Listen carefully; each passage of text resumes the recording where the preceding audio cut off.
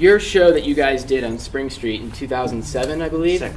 December of 2006. Okay.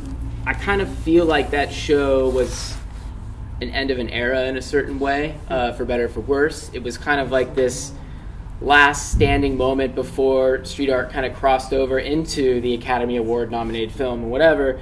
And there was something about you guys bringing in a bunch of international artists from all around. We didn't bring. By the way, they brought themselves in for the most part. We paid for a couple of. Can I say you invited them then? We gave them the opportunity. Yeah, we said we were doing it. Okay. All right. Well, okay. So you said you were.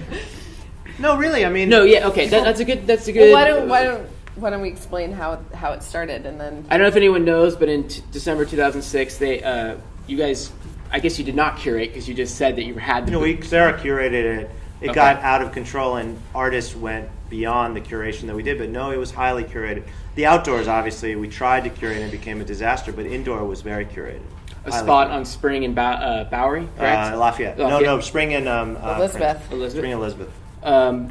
It was an empty building that a bunch of artists from around the world painted like specific locations inside the building, and it kind of became its own visual book of its own, just to kind of walk through and see all the artists. It was amazing, a perfect storm of a lot of things coming together. Part of it being New York, part of it being good weather, part of it 9/11. Do you want to talk a little bit about 11 Spring? Yeah, I think Did any of you guys go to 11 Spring? Because it's awesome. Awesome. So, So you can Google. You can. So do you kind of agree? It was kind of like a hallmark moment, right? Of like this. Yeah. It was really, really moving. Yeah. So there's lots of images online. You can see inside and out, multi-floor, just totally immersive experience. Yeah. So we'd been obsessed with the building for a long time. It was one of those outdoor galleries where artists from, what we always say about New York is at some point in time the artists are going to come through New York City. And when they do, a lot of times they would put pieces up on the outside of the building. And we loved the building. Everyone really loved the building. And we heard the building had been sold to Lachlan Murdoch. And it was sort of like, oh, well, there goes this outdoor street gallery. That didn't happen. He sold the building to someone else. And Mark's at his computer at his desk, and he gets an email from someone saying, hey... It's New York Times. It was a New York Times writer. Or I thought writer. the New York Times called you. It doesn't matter. Yeah. But basically an email from Caroline Cummings saying, I just bought the building. I'm obsessed with the artist on the outside. I basically bought it because I love the art. And the New York Times saying, we just heard this building is sold and it's going to be changed into condominiums and the art's going to be gone. And we met Caroline that night, and she said, I would love to do something to honor the building. We don't start construction for 6 weeks because we have to get permits. And we said, well, can we see it? We've been dying to see the inside of this building for a long time because the building had never been renovated in like 70 years. We go inside the building and we were like, oh, this is amazing. It was just a raw brick space. Walls.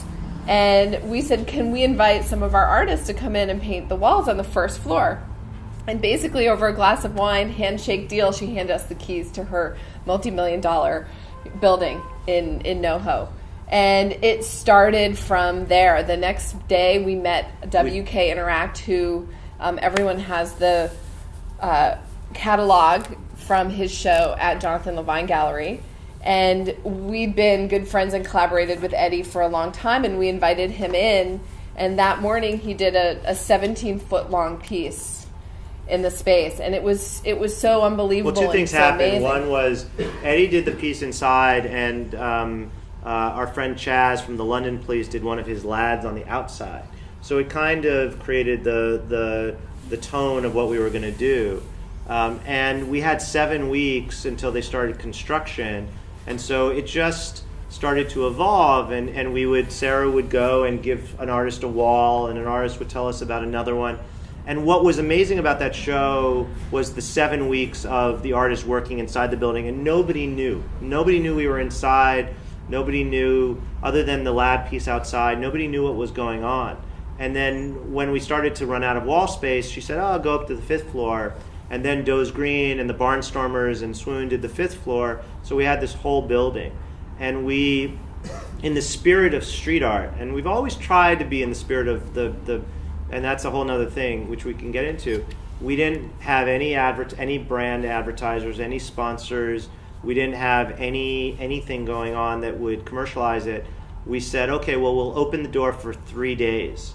And it was Sarah and I, and there was like 5 of us. Io, she was going to help out. And so we had like maybe 10 people in this huge building. No, it was like 5 people. 5, okay. So we opened the door, and there was some line. By the end of the first day, there was a 3.5-hour line, a wait to get in.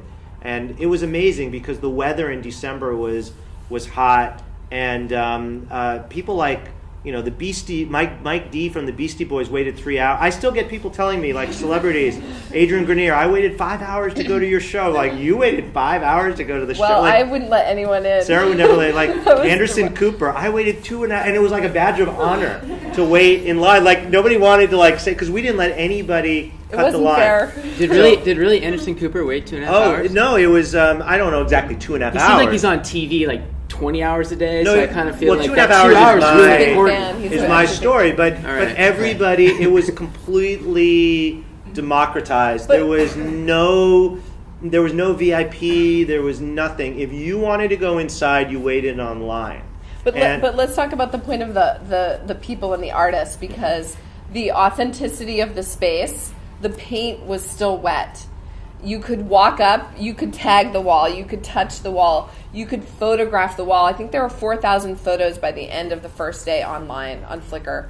And this was a time when museums were saying no photos, don't touch anything, don't go near everything. So we were, in a sense, giving the people what they wanted. I mean, we didn't...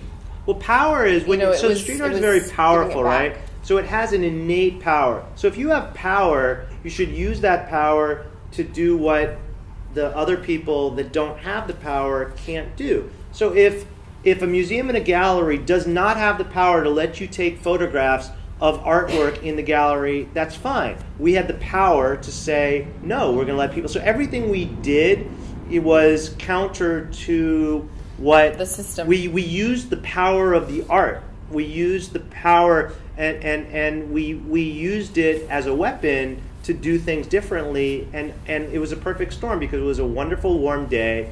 The city had not had a happening in a long time. They were still arguing about what would happen on the site of Ground Zero. They hadn't figured out what was, so the city was in this weird kind of like holding pattern, and suddenly the New York Times on Thursday says there's 5 floors of art that these artists around the world have painted, and the line was 5.5 hours long. There's a great video of just somebody walking the line, and people were like amazed. When they get to the front, they'd write on the outside of the building, and I don't think it was just a great art event. It was a great New York event. Yeah. That's what made that event great, was the city of New York, not the fact that building, because if we had done it in another city, it would have been great, but it would have been different. But it was before a lot of the artists were selling their work in galleries, and Shepard does this often, but he showed up to put his piece up and hands out 100 posters to people, because that's what he signed and hand out 100 posters. Shepard Fairey, when you see the way that these guys are balancing commercial and non-commercial, it's like this is the new wave that nobody's ever done it before. Shepard was selling stuff commercially for a long time.